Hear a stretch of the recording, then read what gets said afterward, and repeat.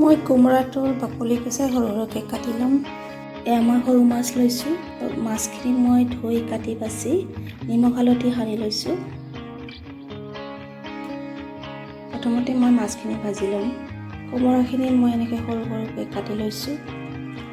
কেৰাহী গৰম হ'লে মই তেল দিম আৰু তেলখিনি গৰম হৈ আহিলে ইয়াতে মই মাছখিনি ভাজি ল'ম। তেল গৰম হৈ আহিছে।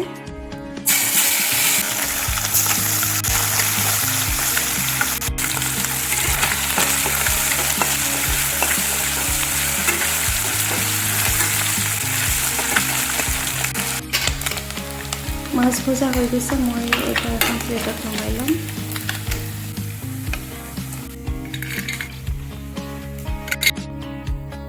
বাকী থকা মাছখিনি মই এনেকৈ ভাজি ল'ম।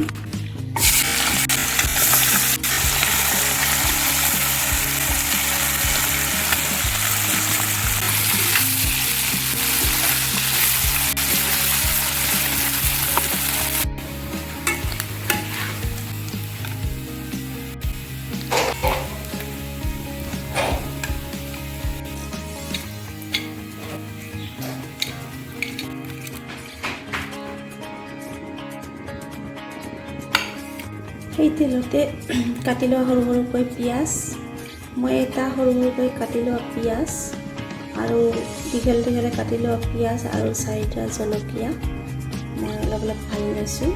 এইখিনি সেই মাছ ভজা তেলতে দি দিম।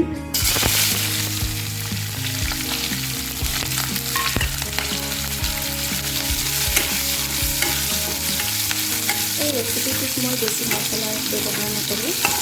কম মছলাটো মই ৰেচিপিটো বনাই দেখাম, কিন্তু খাবলৈ খুবেই টেষ্টি হয়। এটা নিশ্চয়কৈ ট্ৰাই কৰিব আৰু ভাল পালে লাইক কৰিব, কমেণ্ট কৰিব, শ্বেয়াৰ কৰিব আৰু যদি নতুন হৈ থাকে তেনেহ'লে ছাবস্ক্ৰাইব কৰিবলৈ নিশ্চয়কৈ নাপাহৰিব। পিঁয়াজ ভজা হৈ গৈছে। মই ইয়াতে কাটি লোৱা কোমোৰাখিনি দি দিম।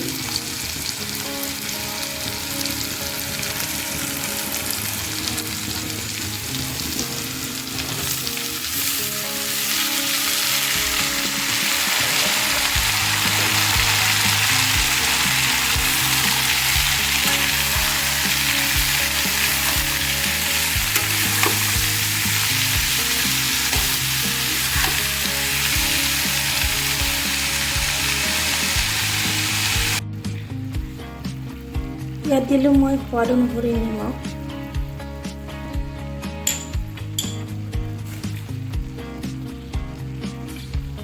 হালধি 1 চামুচ, জিৰা গুড়ি 1 চামুচ। আজি ৰেচিপিৰ এইখিনি ইনগ্ৰেডিয়েণ্ট। মই ইয়াত বেছি মছলা ব্যৱহাৰ নকৰোঁ। এবাৰ এইখিনি মই ভালকৈ লৰাই দি পেলাই ঢাকনিৰে ঢাকি দিম। জুইৰ আঁচটো মই মিডিয়াম ফ্লেমত ৰাখিছোঁ। এইবাৰ ঢাকনি লগাই দিম। মই এইখিনি কিছু সময় ঢাকনি লগাই থৈ দিম।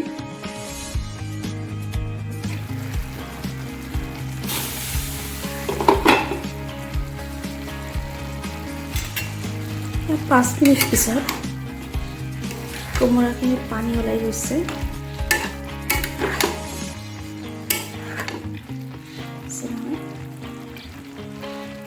পানী ওলাই গৈছে।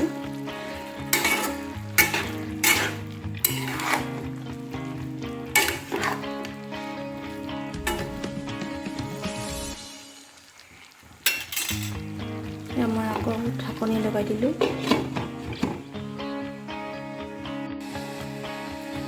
কোমোৰাখিনি প্ৰায় হোৱাৰ পথতেই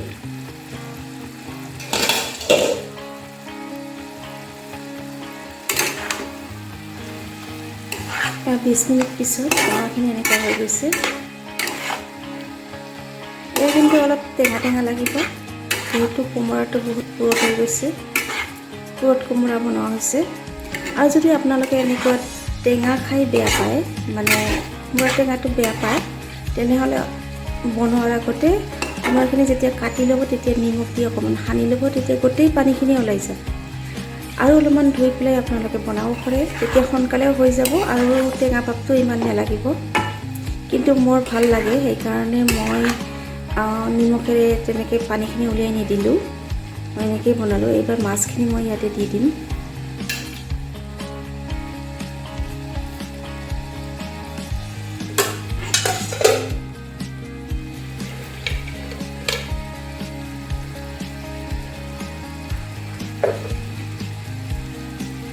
গোটেইখিনি মাছ মই নিদিওঁ, মই ইয়াতে আধা মাছ মই ইয়াতে দি দিলোঁ।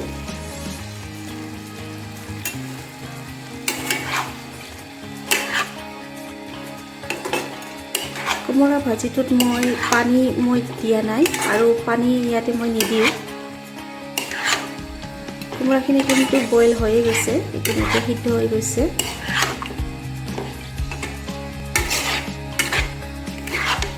মই ইয়াতে আৰু এক্সট্ৰা পানী নিদিওঁ, যিহেতু কোমোৰাৰ পানীৰে ভাজিখিনি একেবাৰে হৈ গৈছে।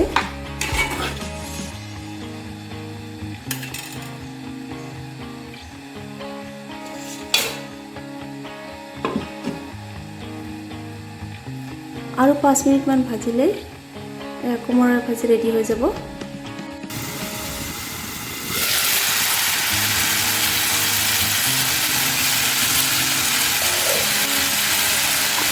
কোমোৰাখিনি একেবাৰে ৰেডি হৈ গৈছে। এতিয়া ভাত আৰু দালিৰ লগত পৰিৱেশন কৰিব পাৰে।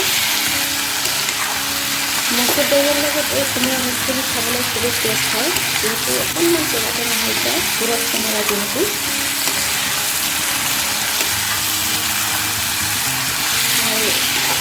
পানী শুকাই গৈছে, কোমোৰাখিনি পানী একেবাৰে শুকাই গৈছে, কোমোৰাখিনি একেবাৰে ৰেডি হৈ গৈছে।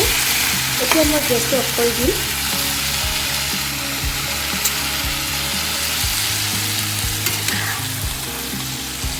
হৈ গ'ল।